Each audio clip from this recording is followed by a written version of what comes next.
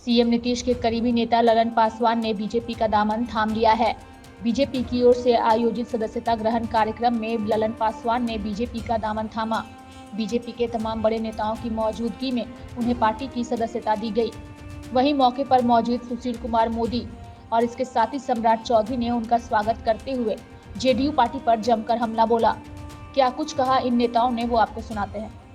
ललन जी से लंबे समय से छात्र संस्था के तौर पर ये काम कर रहे थे।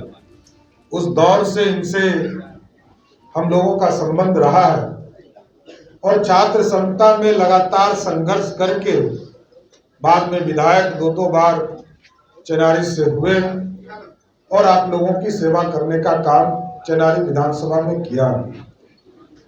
स्वाभाविक एक मजबूत नेता और एक मजबूत साथी की जरूरत होती है सभी को, और जो स्पष्ट दिख रहा है भारतीय जनता पार्टी लगातार कर्पूरी ठाकुर जी को भी मुख्यमंत्री बिहार में बनाने का काम किया और कर्पूरी ठाकुर जी को गद्दी तक पहुंचाना जनसंघ और भाजपा के कार्यकर्ताओं ने किया। साथी लालू प्रसाद जी भी बड़ी बड़ी बात आजकल करते हैं, उनको भी सत्ता में किसने बैठाया? 39 विधायक भारतीय जनता पार्टी के होते थे, उन्होंने समर्थन किया। और नीतीश बाबू का तो कहना ही बेकार है।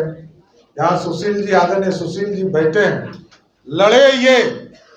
यहाँ लालू प्रसाद जी से कोई लड़ा कोई व्यक्ति तो उसका नाम था सुशील मोदी, लेकिन मुख्यमंत्री बनने आ गए नीतीश कुमार। इनका कोई योगदान नहीं। एक फोटो आप देख लीजिए पूरे बिहार में, कहीं भी आंदोलन करते हुए नीतीश कुमार जी का नहीं मिलेगा। और छात्र संस्था में तो ललन जी देखे ही हैं, कभी नीतीश कुमार जी आंदोलन नहीं की। दिल्ली से हेलीकॉप्टर से भेजा गया, मुख्यमंत्री बने और 7 दिन मुख्यमंत्री रहे और फिर हेलीकॉप्टर पकड़ के फिर दिल्ली में मंत्री बन गए। यही है नीतीश कुमार जी का, कोई योगदान नहीं रहा। साथी भाजपा संघर्ष करते रहे और जब भाजपा और समता पार्टी का पहला गठबंधन हुआ था, साथी लोग कहते हैं ना कि कंधा पे हमने भी सहयोग किया, तो हम कंधा का ही उदाहरण देना चाहते हैं। 1995 में जब समता पार्टी अकेले लड़ी थी और भारतीय जनता पार्टी भी अकेले लड़ी थी, तो 41 सीट विधायकों का जीतकर भारतीय जनता पार्टी आई थी और समता पार्टी 6 सीट जीतकर आई थी। मतलब 6 गुना अधिक ताकत किसका था? भारतीय जनता। 7 गुना अधिक ताकत भारतीय जनता पार्टी का था। साथी को मैं कॉलेज के दिनों से जानता हूँ, जिस समय वो छात्र राजनीति करते थे, उन दिनों मैंने देखा है कि दलित छात्रों की राजनीति किस प्रकार से, किस जुझारू तरीके से उन्होंने किया है। आज मुझे खुशी है किसी ललन पासवान जी भारतीय जनता पार्टी में शामिल हो गए। दोस्तों, 9 अगस्त को ये गठबंधन जो बिहार के अंदर महागठबंधन है, वो गठबंधन बना। आज लगभग 13-14 महीना हो गया। एक भी बड़े नेता का नाम बताइए, एक भी नेता का नाम जिसने जनता दल यू की सदस्यता ग्रहण की हो, जिसने राजद की सदस्यता ग्रहण की हो, एक का भी नाम बता दीजिए। और उल्टे महागठबंधन और खास करके जनता दल यू रोज कमजोर होता जा रहा है।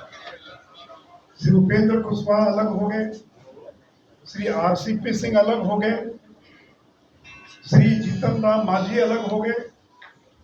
अब आप सोचिए कि ये 3 जो बड़े नाम हैं जो महागठबंधन में थे, आज ये तीनों नेता कहाँ हैं? आज हमारे साथ खड़े हैं। और जनता दल यू के प्रमोद चंद्रवंशी एक बड़े नेता रहे, जनता दल यू के आज कहाँ हैं? राजू गुप्ता पिछले दिनों भारतीय जनता पार्टी में शामिल हुए, प्रोफेसर रणवीर नंदन बीजेपी में शामिल हुए और आज ललन पासवान बीजेपी में शामिल हुए। बयान देखकर राजद और कांग्रेस को भ्रमित करने का प्रयास करते हैं। बीजेपी को कोई भ्रम नहीं है, उनको नीतीश कुमार की आवश्यकता भी नहीं है, क्योंकि अब नीतीश कुमार में बचा क्या है? उनके पास कोई वोट तो बचा नहीं। कि वो वोट हमको दिलवा सके। और देखिए, गठबंधन होता जिसमें ताकत होती है। तो जब नीतीश कुमार के पास कोई वोट नहीं बचा और पिछले विधानसभा चुनाव में 44 सीटों पर सिमट गए, उनके साथ हम क्यों समझौता करेंगे? समझौता तो ताकतवर से किया जाता है। बिहार में 3 बाई इलेक्शन हुआ, 2 में बुरी तरह से हार गए और 1 बाई इलेक्शन में बीजेपी को 60,000 वोट आया। पिछले 1 साल में RCP सिंह छोड़कर चले गए, जीतन राम मांझी छोड़कर चले गए, उपेंद्र कुशवाहा छोड़कर चले गए, 1 दर्जन जदयू के बड़े नेता छोड़कर चले गए जदयू और बीजेपी में शामिल हो गए। तो बीजेपी की ताकत बढ़ रही है।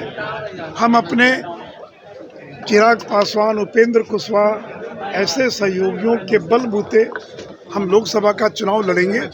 और जैसे 2014 में नीतीश जी को 2 पर आउट किए थे, इस बार उनको 0 पर आउट करने का काम करेंगे।